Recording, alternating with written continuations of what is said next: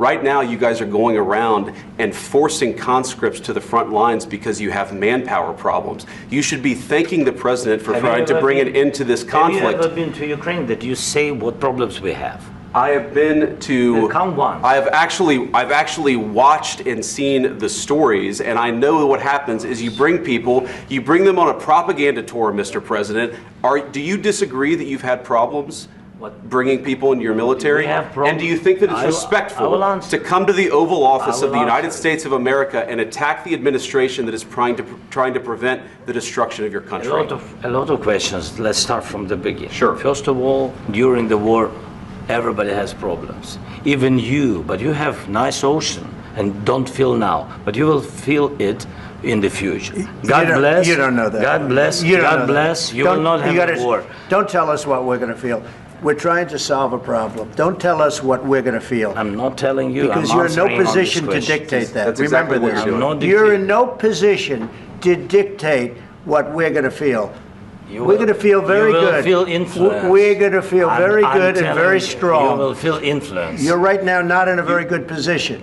You've allowed yourself to be in a very bad position, and he happens to be right about it. From the very beginning of the war. You're not in a good position. You don't have the cards right now.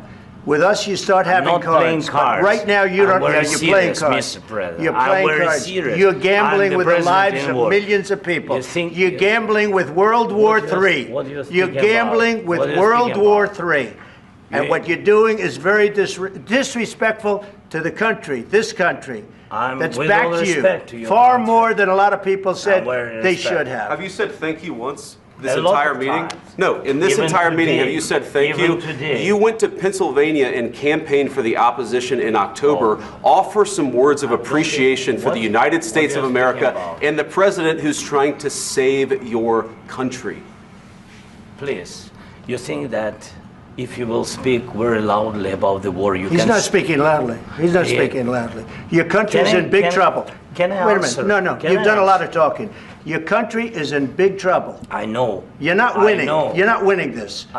You have a damn good chance of coming out okay because of us. Mr. President, we are staying in our country, staying strong from the very beginning of the war. We've been alone, and we are thankful. I said thanks you haven't been in this alone. cabinet. You haven't been alone. In this cabinet. We gave you, through this stupid president, $350 billion.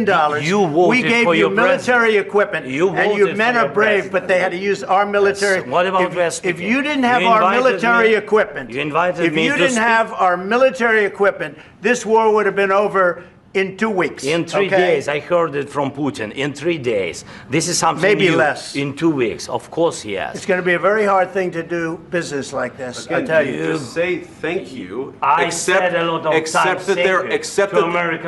that there are disagreements, and let's go litigate those disagreements rather than trying to fight it out in the American media when you're wrong.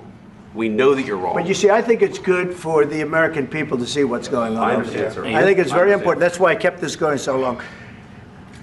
You have to be thankful. You don't have the cards. Thankful. You're buried there.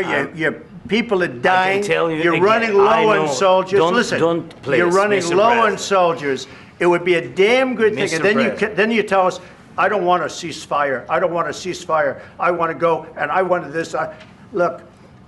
If you could get a ceasefire right now, I tell you, you take it so the bullets stop flying and your men stop getting killed. Of course, we want to stop the war. But you're saying you don't want a ceasefire. But I said to you, I want a ceasefire. With guarantees. Because you'll get a ceasefire faster than an agreement. Ask our people about ceasefire, what they think. That wasn't with me. That wasn't with me. That was with a guy named Biden, who was not a smart person. That was with Obama. It was your president. Excuse me. That was with Obama, who gave you sheets, and I gave you javelins. Yes. I gave you the javelins to take out all those tanks. Obama gave you sheets. In fact, the statement is Obama gave sheets and Trump gave javelins. You got to be more thankful, because let me tell you, you don't have the cards. With us, you have the cards. But without us, you don't have any cards. One more question to Mr. Vice President.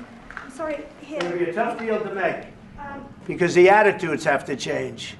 What if Russia breaks ceasefire? What if Russia breaks peace talks? What do you do then? I understand that it's a heated conversation right now. What are you saying? She's asking, what if Russia breaks the ceasefire? What if anything? What if a bomb drops on your head right now? But they have Okay? broken What if they ceasefire. broke it? I don't know. They broke it with Biden because Biden, they didn't respect him. They didn't respect Obama. They respect me. But all- Let me tell you, Putin went through a hell of a lot with me. He went through a phony witch hunt where they used him and Russia. Russia. You ever hear of that deal? That was a phony Hunter Biden, Joe Biden scam. Hillary Clinton, Shifty Adam Schiff. It was a Democrat scam. And he had to go through that. And he did go through it. We didn't end up in a war. And he went through it. He was accused of all that stuff. He had nothing to do with it. It came out of Hunter Biden's bathroom. It came out of Hunter Biden's bedroom. It was disgusting. And then they said, oh, the laptop from hell was made by Russia. The 51 agents. The whole thing was a scam. And he had to put up with that. He was being accused of all that stuff. All I can say is this. He might have broken deals with Obama and Bush, and he might have broken them with Biden. He did, maybe. Maybe he didn't. I don't know what happened. But he didn't break them with me. He wants to make a deal. I don't know if you can make a deal. The problem is, I've empowered you to be a tough guy. And I don't think you'd be a tough guy without the United States. And your people are very brave. But you're either going to make a deal or we're out. And if we're out, you'll fight it out. I don't think it's going to be pretty, but you'll fight it out. But you don't have the cards. But once we sign that deal, you're in a much better position. But you're not acting at all thankful. And that's not a nice thing. I'll be honest, that's not a nice thing. All right, I think we've seen enough. What do you think? Huh? This is going to be great television, I will say that. All right, we'll see what we can do about putting it together. Thank you.